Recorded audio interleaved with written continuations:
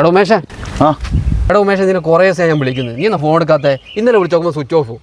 എടാ ഈ phone switch off ആക്കിയാലേ തരാനുള്ള പൈസ തരണ്ടാന്ന് നിന്റെ വിചാരം? അനുവേ കുറച്ച് ബുദ്ധിമുട്ടായി പോയടാ. ഞാൻ മനഃപൂർവ്വം തരാണ്ടിരിക്കുന്നതല്ല. അതിൽ എന്തെങ്കിലും പൈസ വന്നാൽ എനിക്ക് തരും. എന്തെങ്കിലും വന്നാൽ തരാന്നാ? എടാ ഞാൻ ഒരു ആവശ്യത്തിന് വെച്ച പൈസ നീ ചോദിച്ച പാടി ഞാൻ എടുത്തു തന്നില്ലേ? എടാ കുറച്ചൊക്കെ മര്യാദ വേണം. രാവിലെ ഒരു വൈകുന്നേരം വരെ വണ്ടി ഓടി കഷ്ടപ്പെട്ടുണ്ടാക്കിയ പൈസ എനിക്കിപ്പോൾ ഒരു ആവശ്യം വന്നാലേ ഞാൻ ചോദിച്ചത്. എടാ നിനക്ക് കുറച്ചുകൂടി സാവകാശം എന്താ? നിന്റെ പൈസ എങ്ങനെയെങ്കിലും തന്നു തീർക്കാം. എന്ത് സാവകാശോ? നിന്റെ ആവശ്യങ്ങൾ കൃത്യമായിട്ട് നടക്കുന്നുണ്ടല്ലോ. നിന്റെ പൈസ ഇല്ലായിട്ടൊന്നല്ല.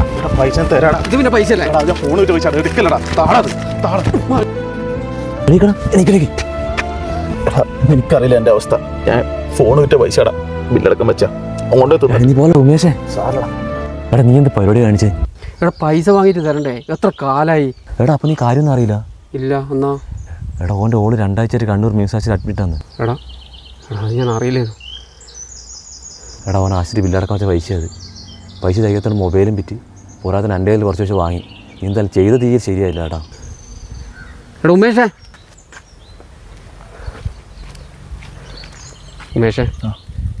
എടാ ഇത് നീ വെച്ചോ. എടാ എനിക്കതൊന്നും അറിയില്ലേനു. പക്ഷേ എനക്കൊരു അത്യാവശ്യം വന്നുകൊണ്ട് ഞാൻ അങ്ങനെ പറഞ്ഞു പോയതാണ്. എടാ അനുവേ, നിനക്കെന്നെ അറിയില്ലേ, എൻ്റെ സാഹചര്യം കൊണ്ട് ഞാൻ ഇങ്ങനെ ആയിപ്പോയതാ. അല്ലാണ്ട് നിന്നെ പറ്റിക്കണമെന്നോ ഒന്നും ഞാൻ വിചാരിച്ചില്ല. ഇത് ഞാൻ കുറച്ച് പൈസ ഞാൻ ഇതിനകത്ത് വെച്ചിട്ടുണ്ട്. നിൻ്റെ ഈ പൈസ അത്രയും പെട്ടെന്ന് തന്നെ എങ്ങനെയും തിരിച്ചു തരും കേട്ടാ.